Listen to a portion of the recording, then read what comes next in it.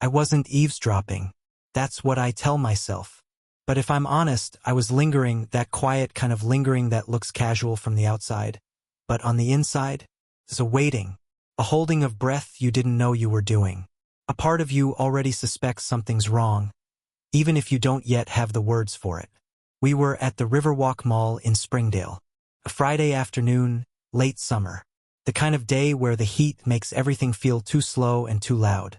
Laura wanted to stop at a boutique, one of those places that sells overpriced candles and linen shirts no one ever wears.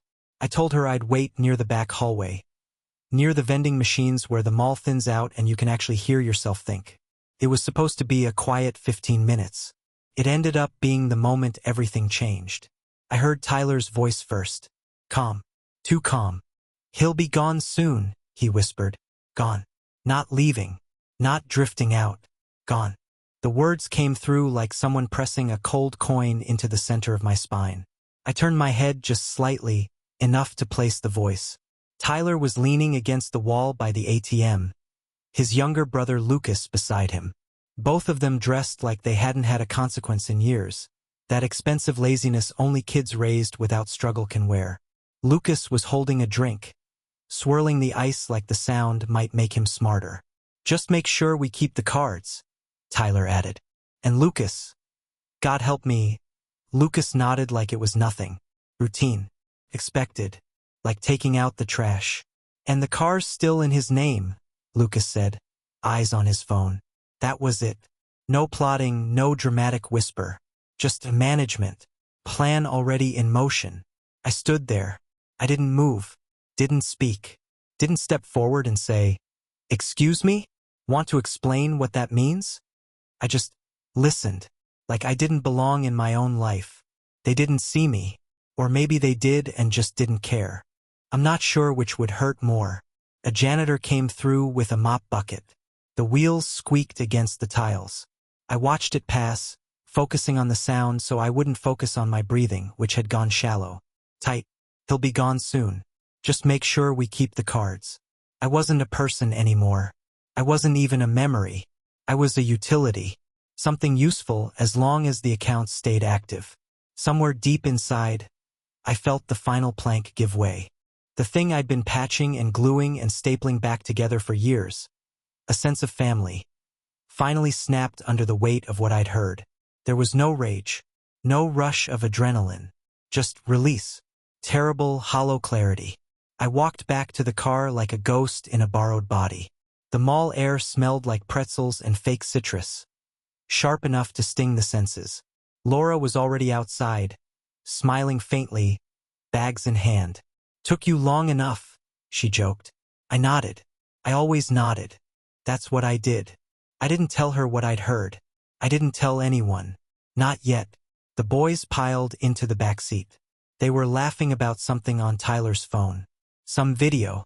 Some meme. Some reminder that their world was intact, untouched by the moment that had just leveled mine. I drove. The roads blurred past, familiar and distant all at once. The house came into view, that two-story colonial outside Austin we all called home. Beige siding, faded shutters, a porch swing no one used anymore. I pulled into the driveway, shut off the engine, and just sat there for a moment. The others went inside. Laura called something over her shoulder about dinner. I didn't respond, because inside me, something else had started moving. Something long overdue. I looked down at my hands on the steering wheel. These were the same hands that paid for every birthday, every emergency room visit, every pair of shoes. The same hands that lifted couches, assembled furniture, unclogged drains, signed papers, balanced checkbooks, wrote apologies, carried silence. The same hands that clapped at graduations and held back anger when I was told to just stay out of it. Because they're not your real kids. 6 years. That's how long I'd been in their lives. 6 years of quiet presence. 6 years of being the steady shadow beside their chaos. Not father. Not even stepfather, really. Just the man who kept the lights on. I remember once, this was years back. Tyler had the flu. Bad. High fever. Shaking. Couldn't keep water down. Laura was out of town with her sister. Lucas was staying with a friend, and it was just me and Tyler, alone in that echoing house. I stayed by his side all night, wiped his forehead, drove him to urgent care at 3 a.m., held the bowl while he vomited. He didn't say thank you. Not then. Not ever. But I didn't expect it. Back then, I told myself, this is what love looks like. Quiet, consistent, unseen. I told myself it would matter. That in time he'd look back and see the difference. That being there would count more than biology ever could. But that day at the mall, that day told the truth. All that sacrifice, all that work, all that quiet hope. It had bought me nothing but expectation. They weren't planning to let go of me with grief or conflict. They were managing the handoff, calculating the transition. I was infrastructure, nothing more. And now they were preparing to move on. We talked about me putting the car in Tyler's name once he turned 18. We discussed removing Lucas's card from my account once he got a job. These were things I had assumed we'd do together, that there'd be mutual respect, a kind of emotional handshake when the time came. But to them, I was already erased. The only thing left to extract was convenience. I sat in the car for almost 20 minutes. The sun was starting to set. That ugly amber light that makes everything feel either nostalgic or unbearable. I stared at the front door, thinking about all the nights I came home late from work, tired but still stopping to pick up groceries, thinking about what they'd need for school the next day, wondering if Lucas had his science project done, if Tyler needed gas money. None of it had mattered. Not really. When I finally got out and stepped inside, Laura was in the kitchen. She didn't look up from her phone. "You okay?" she asked absently, scrolling. "You look pale." I told her I was fine. Tyler was upstairs already, door closed. Lucas sat in the living room, shoes still on, crumbs on the couch, a TV show playing too loud. He didn't say hi, didn't even look up.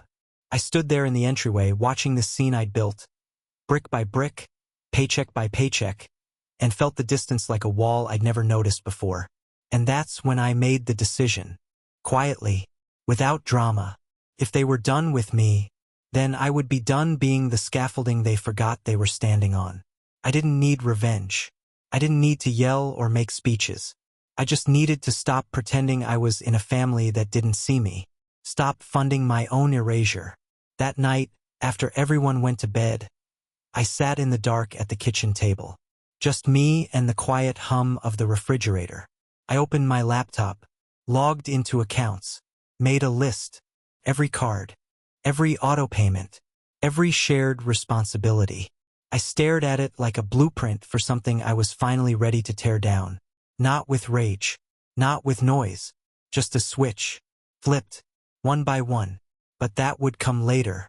For now, I just sat in the dark and replayed their voices in my head. He'll be gone soon.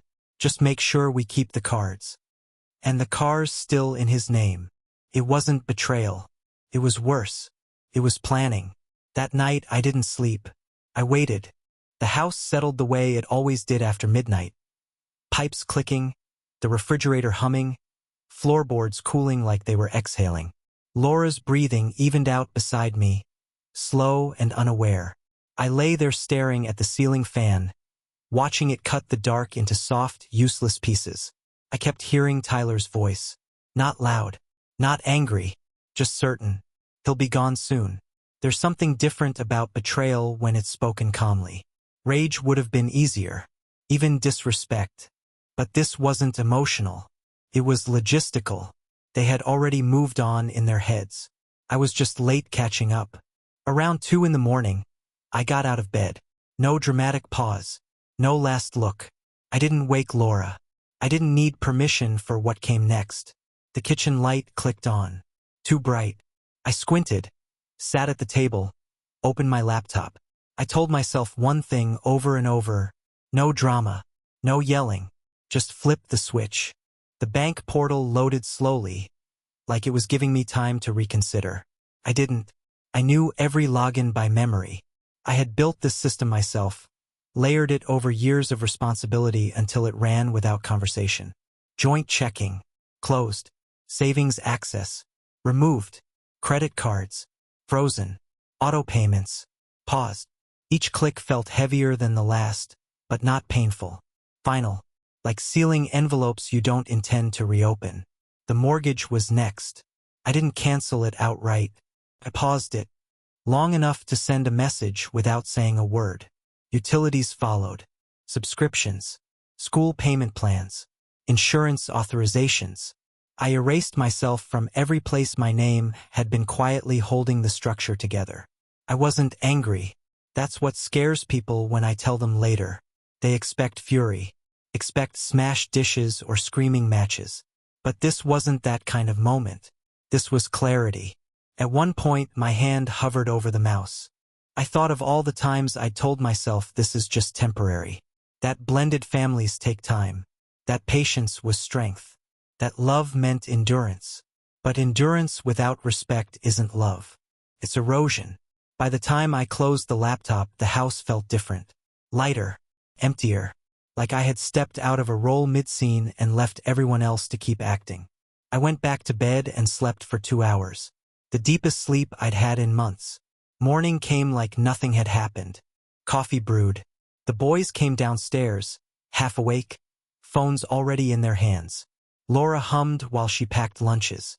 The normalcy almost made me laugh. Then my phone rang. Not the bank. Not a creditor. The school. A polite voice on the other end, practiced and efficient. Good morning. We're calling to confirm who will be handling tuition going forward. I looked out the window while she spoke. The yard needed mowing. The world still turned. I won't be, I said. There was a pause. Just long enough to register confusion. I'm sorry. I won't be handling it anymore. She thanked me and hung up. An hour later, the house went quiet in a way I'd never felt before. Not peaceful. Hollow. No music from Tyler's room. No careless laughter. No routine confidence. Like the air itself had realized it was unsupported. Laura noticed first.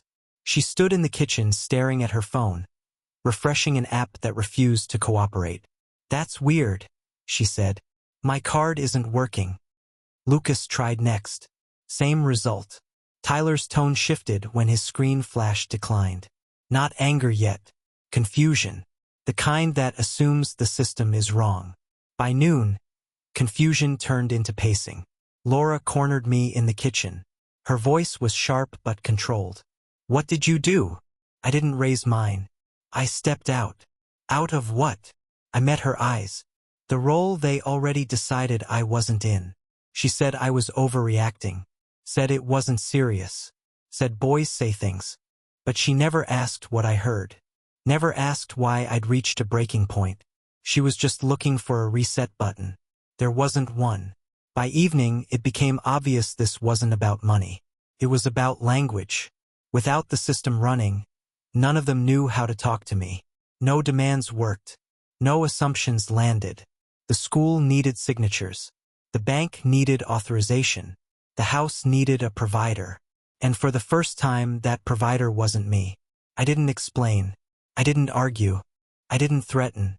I just existed outside the machinery that had used me. And in that silence, that heavy, unfamiliar silence, something finally shifted. They could hear themselves. By the second morning, the silence wasn't just awkward. It was structural. It sat in the corners of the house like dust no one wanted to acknowledge. Tyler hadn't spoken to me. Lucas kept his distance. Laura floated between rooms like a ghost with errands. Dishes done a little too aggressively. Doors shut a little too hard. But no one asked. Not really. Not why I did it. Not what I heard. They were just circling the outage, trying to reboot what no longer existed. Tyler came into the kitchen around 10, holding his phone out like it was evidence. My gas card's locked. I nodded. That's right. He waited, thinking I'd follow it with a solution. I didn't.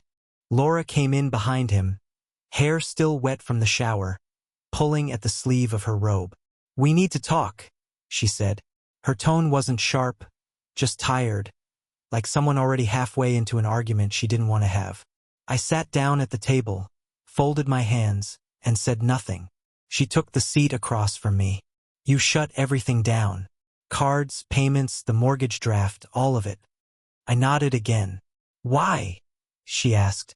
And finally, the word came. The one that should have opened this whole thing.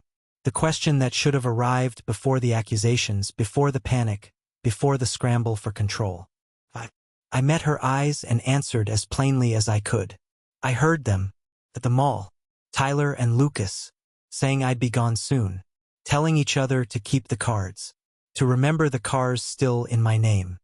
She blinked, slowly, like the words were still forming meaning. I didn't fill the silence. I let it press down, let it settle into her skin the way it had into mine 2 nights ago. Laura looked away, like maybe she could find a different version of the story in the grain of the table. They're kids, she muttered. No, I said calmly. They're old enough to know what that meant. They didn't mean it. They meant enough to say it out loud, in public, without hesitation. She opened her mouth, closed it, bit her lip like the words might change flavor if she waited long enough. They're not ready, she finally said. I was never ready, but I showed up anyway.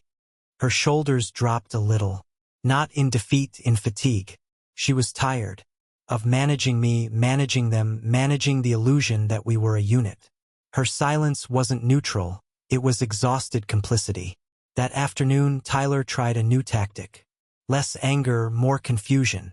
I don't get it, he said from the top of the stairs. You're still here, so what's the big deal? I didn't look up from the book I was reading. That's the deal. What? I'm still here, but now I'm not invisible. He scoffed. This is about respect or something? No, I said, closing the book. This is about roles. You made it clear I don't have one. I'm just making sure the house reflects that. He disappeared down the hall, muttering something under his breath. Probably an insult. Probably something about me being dramatic. But he didn't come back down. Lucas spent most of the day hiding in his room. That's what silence does. It exposes people. Strips down the noise, the rituals, the rehearsals. Suddenly you have to say what you mean, and if you can't, you stay quiet. Dinner was strange. Laura cooked. Chicken, rice, something green. She didn't speak. Tyler came down last. Didn't sit next to me. The TV in the other room played old reruns like background static for a family that couldn't fill the air with anything real. No one prayed. No one said thank you. We just ate. Forks against plates. Glasses tapping. The absence of conversation louder than anything I'd ever heard. Afterward, Laura found me out back. I was standing by the fence, watching the neighbor's dog chase its own shadow. She handed me a beer. Her eyes were puffy. Not red. Not teary. Just tired. You think this is going to teach them something? She asked. I took the bottle, nodded. I think it already is. They're scared. Good. She flinched, but only slightly. I don't want them to hate you, she said quietly. I turned to her. They already don't love me. What's the difference? She didn't answer. We stood there a while longer. Two people orbiting a marriage that had been built on too many unfinished sentences. Later that night, I heard Tyler on the phone. In his room. Door cracked just enough. Yeah, I don't know, he was saying. He's gone psycho. Just cut us off. A pause. No, I don't think Mom's gonna fix it. Another pause. A sigh. Yeah, the car's still in his name. For now. There it was again. For now. Even with the system down, they still spoke like I was temporary. A line item waiting to be replaced. A structure they still believed they could outlast. I walked back to the bedroom. Laura was already in bed. Her back to me. I didn't reach for her. Didn't say goodnight. Didn't ask for her side of the story. I'd spent years trying to earn a place in a house that had already decided where the doors were. Now I was done knocking. The morning after, no one asked if I was okay. That mattered more than I expected. The silence wasn't just discomfort anymore. It was infrastructure. Like drywall. Like stairs. You only notice it when it collapses. I drank my coffee standing up. No one joined me. The kitchen used to be a rotation of bodies and requests. Tyler asking for $20 for just this one thing. Lucas needing a ride to school. Laura reminding me to pick up milk. But now, nothing. They moved around me like I wasn't there. And I didn't correct it. I started leaving the house early. Not to escape, just to see who noticed. No one asked where I was going. No one asked when I'd be back. Sometimes I sat in my truck 3 blocks away, engine off, just listening to the hollow in my chest fill with something I hadn't felt in years. Control. Not over them. Over myself. Tyler tried to bluff the first few days. Still acted like I was the one being unreasonable. "You're making a point. I get it," he said from the hallway, eyes flicking to his phone screen. "But you've made it. So, cool it." I didn't respond. I just kept folding the laundry I had started. My own, only mine. He stood there a moment, waiting for friction. I gave him none. Lucas avoided me completely, like the silence was a disease he might catch. And Laura, she retreated into a strange kind of distance. She didn't yell. She didn't cry. She became administrative. She handled logistics, made short calls, ran errands without saying where or why. We crossed paths like coworkers in a department no one believed in anymore. On day 4, the tuition office called again. I let it go to voicemail.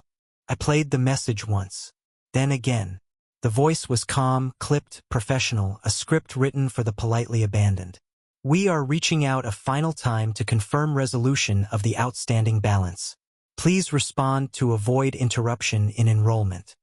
Final time. I smiled. Not out of satisfaction. Not revenge. Just recognition. The system was adjusting to my absence faster than they were. At dinner that night, a meal I didn't cook, didn't buy, didn't join, Tyler sat across from Laura, talking fast, desperate without saying the word. His voice pitched up when he thought I couldn't hear. "If I get dropped, I lose the credits. That's months wasted. He can't just pull out." He was trying to summon the world he thought was stable. Trying to shout down the consequence with words like can't and won't and not fair. But silence is a mirror. It doesn't argue. It just reflects. Laura said something soft. I couldn't hear it. Didn't need to. Her voice had taken on a new shape. One I recognized from years of watching her talk Todd down from another broken promise. Gentle, soothing, scared. Not of the man in front of her, of the moment when the illusion breaks and there's nothing left to say. The next morning, the house was quiet again. Too quiet. I opened the door to Tyler's room. Empty bed. Backpack gone. Desk chair askew. He'd left. No note. No text. Just absence, the loudest sound a child can make. Lucas sat at the table, picking at cereal. He looked up, startled to see me. Then down again. No words. Just the kind of teenage guilt that doesn't know how to shape itself. "You know where he went?" I asked. He shook his head. Then, after a pause, "He said you didn't care." I nodded. "Did you believe him?" Lucas didn't answer. I left the house. Sat in my truck. Let the heat bake the windshield. Let the message play again. Final time. I didn't call the school. I didn't call Tyler. Because sometimes the only way to be heard is to disappear.